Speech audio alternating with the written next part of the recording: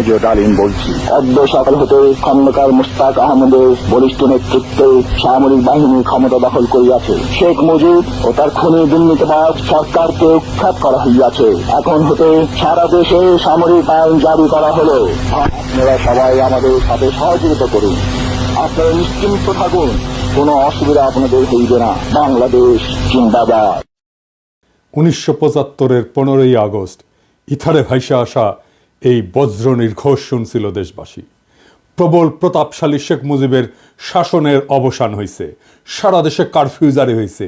কিন্তু কি অবাক ব্যাপার, কারফিউ ভেঙে দলে দলে উৎফুল্ল জনতা নেমে আসছে রাস্তায়। চারিদিকে মুক্তির আনন্দ, এক বর্বর স্বৈরাচারের পতন হয়েছে। তারপর সন্ধ্যাবেলা খন্দকার মোস্তাকের পাশে কোমরে রিভলভার গুজে যেই অফিসার শপথ নেওয়াতে যাচ্ছেন তিনিই ছিলেন মেজর ডালিম।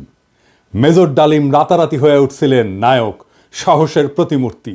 তারপরে 75-এর সব বীরকে পাঠানো হলো নির্বাসনে। সে আর এক আলাপ আর একদিন করব। এরপর তিনি শুধু নামই ছিলেন ইতিহাসে। ওনার সাথে আমার প্রথম যোগাযোগ হয় 2019-এ প্যারিসে আসার পরে। ওনার সাথে চ্যাটিং হতো। ওনার একটা ফেবু আইডি ছিল ফ্যালকন আইজ নামে। নানা বিষয় আলাপ হইতো, ব্যাপক পড়াশোনায় ভদ্রলোকের। আমার সাথে ফোনে বা ভিডিওতে কখনো কথা হয়নি, তবে আমার ঘনিষ্ঠ সার্কেলের অনেকের সাথেই নিয়মিত কথা হইতো। আমি কথা বলতে চাইছিলাম, উত্তরে বলছিলেন বলবো সময় হইলেই। আমার স্বাধীনতা উত্তর বাংলাদেশ বইটা প্রকাশিত হইলে পড়তে চাইছিলেন, আমি পাঠাইছিলাম সুইডেনে ওনার এক শিষ্যের কাছে। উনি বই পাইয়া বই হাতে ছবি পাঠাইছিলেন, এটা নিশ্চিত করতে যে ওনার কাছে পৌঁছাইছে। আমি আমার সার্কেলে ওনারে বড় ভাই বলে ডাকতাম। জিজ্ঞেস করতাম, বড় ভাই কেমন আছেন, কি বলেন। কোনো রাজনৈতিক পরিস্থিতিতে জানতে চাইতাম বড় ভাইয়ের রিডিং কি। একটা সময় খেয়াল করলাম উনি ভুলে যাইতেছেন জিনিসপত্র, ডাক্তারি ভাষায় যাকে বলে কগনিটিভ ডিজিজ। তখন থেকে ওনাকে বলতে শুরু করলাম বুড়া। তো জিগাইতাম বুড়াটার খবর কি। যাই হোক, উনি নাকি বলছেন যে ওনার বয়স 75 বছর, আসলে ওনার বয়স 78 বছর। ওনার জন্ম 1946 সালে উইকিপিডিয়ার তথ্য অনুসারে। 64 সালে বিমান বাহিনীতে যোগ দেন, ঠিক 18 বছর বয়সে। বুড়া বয়সে 3 বছর কম হয়ে বলছে আর কি, আমার অনুমান ভুলে বলছে। এপিসোডের স্ক্রিপ্ট লিখতে লিখতে ওনার ছবিটা খুঁজতেছিলাম, যে ছবিটা দেখাইলাম আমার বই হাতে, ছবিটা পাইতেছিলাম না। তো সুইডেনের বাইরে ফোন দিলাম, তো উনিও খুঁজতেছেন। এর মধ্যে বুড়া ফোন দিছে ওই সুইডেনের বাইরে। তো উনি যখন জানলেন যে আমি লাইনে আছি, উনি স্পিকারে দিলেন, আমি শুনতেছি। উনি বলতেছেন, আমাদের দুইজনকে স্পিকারে দিলেন। উনি জিজ্ঞেস করলেন পিনাকি কি দেখছে আমার লাইভ। আমি বললাম হ দেখছি বড় ভাই। তো সুইডেনের বড় ভাই ওনারা বলতেছেন, আপনি পিনাকির বই হাতে একটা ছবি তুলছিলেন না, আছে ওইটা। আমি শুনতেছি। তো বুড়া বলতেছে, পিনাকি বই লিখছে নাকি, কই আমি তো দেখি নাই। তো রিসেন্ট মেমোরি নাই হয়ে যাইতেছে, আর্লি সাইন অফ আলঝেইমার্স। যাই হোক, বুড়া আমাদের মাঝে আরো অনেকদিন বাইচা থাকেন। ওনার লাইভ এপিসোড করছে ইলিয়াস। এইটাই সম্ভবত বাংলাদেশের মানুষের সর্বোচ্চ দেখা লাইভ। ইউটিউবে একসঙ্গে সর্বাধিক সংখ্যক দর্শকের লাইভ স্ট্রিমের রেকর্ডটা 8 মিলিয়ন। তবে এইটা বাংলা ইউটিউবের সর্বোচ্চ, এটা নিঃসন্দেহ। এবং আমার মনে হয় এই রেকর্ড আর কেউ কখনো ভাঙতে পারবে না। এইবার আসেন এপিসোডের প্রসঙ্গে। বাম, আওয়ামী লীগ আর প্রগতিশীল বিএনপির পুচ্ছে আগুন লাগিয়েছে একই সাথে।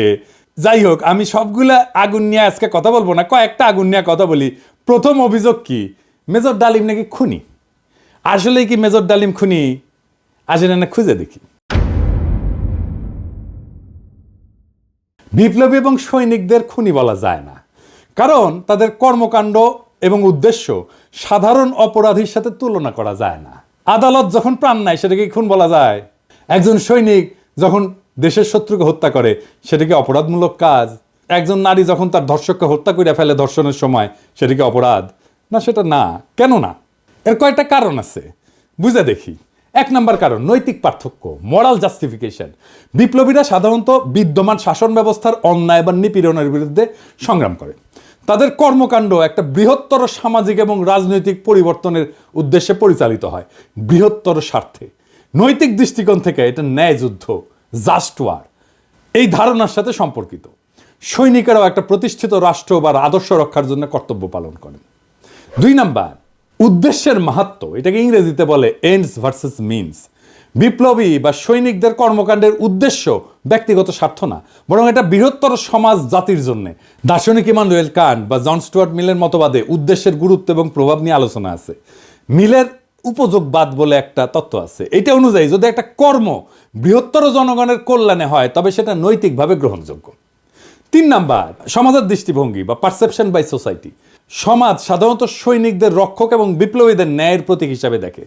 সময়ের সঙ্গে অনেক বিপ্লবীকে নায়ক হিসেবে স্বীকৃতি দেওয়া হয়। এটার আইনি ব্যাখ্যাও আছে।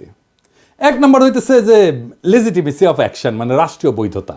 সৈনিকদের কর্মকাণ্ড রাষ্ট্রীয় আদেশের আওতায় ঘটে। আন্তর্জাতিক আইন অনুযায়ী যুদ্ধ বা প্রতিরক্ষায় হত্যা বৈধ, যদি তা যুদ্ধের আইন মেনে চলে। 2 নম্বর হচ্ছে রাজনৈতিক লড়াই বনাম অপরাধ, পলিটিক্যাল স্ট্রাগল ভার্সেস ক্রাইম। বিপ্লবীরা সবসময় বিদ্যমান আইন ভঙ্গ করে। বিপ্লব বা অভ্যুত্থান বিদ্যমান আইনের উপরে। সেই জন্যে বিপ্লবীদের কর্মকাণ্ডকে অপরাধ হিসেবে বিবেচনা করা যায় না, কারণ আইন এটা সংজ্ঞায়িত করে বা ডিফাইন করে অপরাধ, আর বিপ্লব এটার উপরে। তা উপরে থেকে এই অপরাধের ডেফিনেশন তো বিপ্লব গ্রহণ করবে না। জুলাই বিপ্লবে পুলিশ নিহত হয়েছিল, মারা গেছিল, মেরে ফেলা হয়েছিল, এটা অপরাধমূলক কাজ না, এটা বিপ্লবী সহিংসতা। এই জন্যই এই হত্যার বিচার করা যাবে না, কারণ বিপ্লব অভ্যুত্থান আদালত বা আইনের চাইতে বড়। যদি পুলিশ হত্যার বিচার হয় তাহলে ধরে নেবেন বিপ্লব পরাজিত। 15ই আগস্টের বিপ্লব পরাজিত হয়েছিল জন্যই আগস্ট বিপ্লবের নায়কদের বিচার এবং ফাঁসি হয়েছিল। 3 নম্বর হইতেছে যে ইচ্ছাকৃত হত্যা বনাম কর্তব্য, ইন্টেনশনাল কিলিং ভার্সেস ডিউটি। সাধারণ অপরাধী ব্যক্তিগত স্বার্থে হত্যা করে, অন্যদিকে সৈনিকেরা যুদ্ধক্ষেত্রে এবং বিপ্লবীরা সামাজিক রাজনৈতিক কাঠামো এবং বিদ্যমান ব্যবস্থা বদলের উদ্দেশ্যে কাজ করে এবং এর ক্ষেত্রে বিপ্লবী সহিংসতা হয়। এইটা তাদের কাজকে ইচ্ছাকৃত হত্যাকাণ্ড থেকে আলাদা করে। সেই জন্যই তাদের কাজগুলোকে ইচ্ছাকৃত হত্যাকাণ্ড থেকে আলাদা হয়ে যায়। শেখ মুজিবকে কেউ খুন করেনি, সে অভ্যুত্থানে নিহত। তার পরিবারের সদস্যদের কেউ খুন করেনি, তারাও অভ্যুত্থানে নিহত। দ্বিতীয় অভিযোগ হচ্ছে মেজর ডালিম শিশু হত্যা করেছে। আবার ইন্টারেস্টিংলি কৌতুকপ্রদভাবে এটা আইসিছে বামেদের কাছ থেকে। হ্যাঁ, মেজর ডালিম কি শিশু হত্যা করেছে? মেজর ডালিম 32 নাম্বার আক্রমণ করে নাই, তারে দায়িত্ব দিতে চাইছিল, সে নেয় নাই। কারণ মুজিব পরিবারের সাথে তার একটা ব্যক্তিগত পারিবারিক সম্পর্ক ছিল। সে গেছিল মুজিবের ভগ্নিপতি আব্দুর রব শেরনিয়াবাতের বাসায়। সেখানে তার 14 বছরের বয়সী মেয়ে বেবি, 12 বছরের বয়সী ছেলে আরিফ এবং 4 বছর বয়সের নাতি সুকান্ত আব্দুল্লাহ, যেটা আবুল হাসনাত আব্দুল্লাহর ছেলে, ও মারা যায়। আবুল হাসনাত আব্দুল্লাহ হারামজাদাটা পানির ট্যাঙ্কে লুকেছিল, বেঁচে যায়। কিন্তু কথা হইতেছে বাড়ির নারী আর শিশুদের বন্দুকের মুখে ফেলায় পানির ট্যাঙ্কে লুকেছিল কেন হারামজাদাটা? ওইটা জয় বাংলা হইলে তো আরো সুবিধা হইলেনি। যাই হোক, এবার আসেন দেখি মহান বিপ্লবের সময় শিশুদেরকে হত্যা করা হয়েছিল যতগুলো বিপ্লব হয়েছে ইতিহাসে, যেগুলোর নাম জানি আমরা, যেগুলো নিয়ে কাইট হয়ে পড়ে যায় বিপ্লবীরা। আসেন সেটা দেখি। ফরাসি বিপ্লবের সময় লুই শার্লস, যাকে লুই সপ্তদশ বলা হয়, মানে রাজা ষোড়শ লুই এবং মেরি আন্তোয়ানেটের ছোট ছেলে, বন্দি অবস্থায় খাইতে না দিয়ে কারাগারে রেখে মৃত্যুর দিকে ঠেলে দেওয়া হয়। যখন তার মৃতদেহ বের করা হচ্ছিল তার শরীরে কোনো মাংস ছিল না, কঙ্কালের উপরে চামড়া। বিপ্লবীরা হত্যা করবে না, কারণ তাদের পবিত্রতা নষ্ট হবে, কিন্তু খাইতে না দিয়া দিনের পর দিন কষ্ট দিয়া মেরে ফেলা যাবে। তো ফরাসি বিপ্লব নিয়ে আধিখ্যাত তো করে সবাই, আবার রুশ বিপ্লব নিয়ে তো বামেরা কাইট হয়ে পড়ে যায় না? যে বামেরা কবে তাদেরকে কইবেন এটা, যে রাশিয়ার জার দ্বিতীয় নিকোলাস এবং তার পরিবারের সদস্যদের বন্দি করে কমিউনিস্টরা। জার কিন্তু তখন ক্ষমতায় না, জারের ক্ষমতা অনেক আগেই চলে গেছে। কমিউনিস্টরা কিন্তু জারের কাছ থেকে ক্ষমতা নেয়নি। কমিউনিস্টরা কেরেনস্কি সরকারকে উৎখাত করে ক্ষমতা নিয়েছে, মানে লেনিন।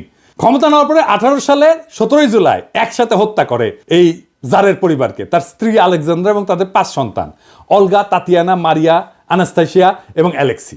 লেনিন মনে করছিল জারের পরিবার যদি বাইসে থাকে তাহলে তারা রাজতন্ত্র পুনরুদ্ধারের জন্য কাজ করতে পারে। এই জন্য পুরা পরিবারকে হত্যা করার সিদ্ধান্ত নেওয়া হয়। পরিবারের সকল সদস্যদেরকে কমিউনিস্ট বিপ্লবীরা গুলি করে হত্যা করে, পরে তাদের মৃতদেহ অ্যাসিড দিয়ে বিকৃত করে মাটিতে পুঁতে ফেলা হয়। এর মধ্যে আনাস্তাসিয়া নিকোলায়েভনার এর বয়স ছিল 17 বছর, আর অ্যালেক্সি নিকোলায়েভিচের বয়স ছিল মাত্র 13 বছর। দুই ক্ষেত্রেই প্ল্যান করে মারা হয়েছে অনেক পরে। 15ই আগস্টে শিশুরা মারা গেছে কোল্যাটারাল ড্যামেজে, প্ল্যান করা হয়নি যে শিশুদের মারা হবে। এখন আমরা যদি বলি মেজর ডালিমেরা তো শিখেছে ফরাসি আর রুশ বিপ্লব থেকে, উত্তর আছে আগে বামেরা লেনিনের বিচার করুক, ফ্রেঞ্চ রেভলিউশনের বিপ্লবীদের বিচার করুক, জবাব আনুক, আমরা তারপরে জবাব দেব। এখন অনেকের মনে প্রশ্ন এসছে যে মেজর ডালিম কি তাহলে দেশে ফিরবেন বা ফিরতে পারবেন?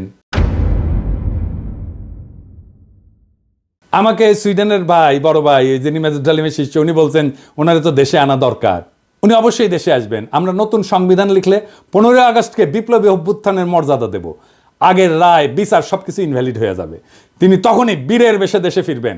24-এর বিপ্লব যারা নির্মাণ করছে তাদের অনেকেরই আইডল ছিলেন মেজর ডালিম, অন্তত আমার তো ছিলেনই। ওনার নাম আমরা আকাশে লিখে রাখবো ঈসা খান তিতুমির, হাজী শরীয়তুল্লাহর সাথে। বাংলাদেশে যতবার জালেম আসবে ততবার মেজর ডালিমেরা জন্মাবে। কখনো তাদের নাম হবে আবু সাইদ, কখনো তাদের নাম হবে মীর মুগ্ধ, কখনো তাদের নাম হবে ওয়াসিম, আনাস। আমরা এক একটা তারার নাম দেব এই বীরদের নামে। 24-এর বিপ্লব একটা প্রকৃত বিপ্লব হয়ে উঠবে যদি আমরা নতুন সংবিধান লিখে মেজর ডালিমকে দেশে ফিরে আনতে পারি। সেই দিন হবে বিপ্লবের প্রকৃত বিজয়। ইনকিলাব জিন্দাবাদ।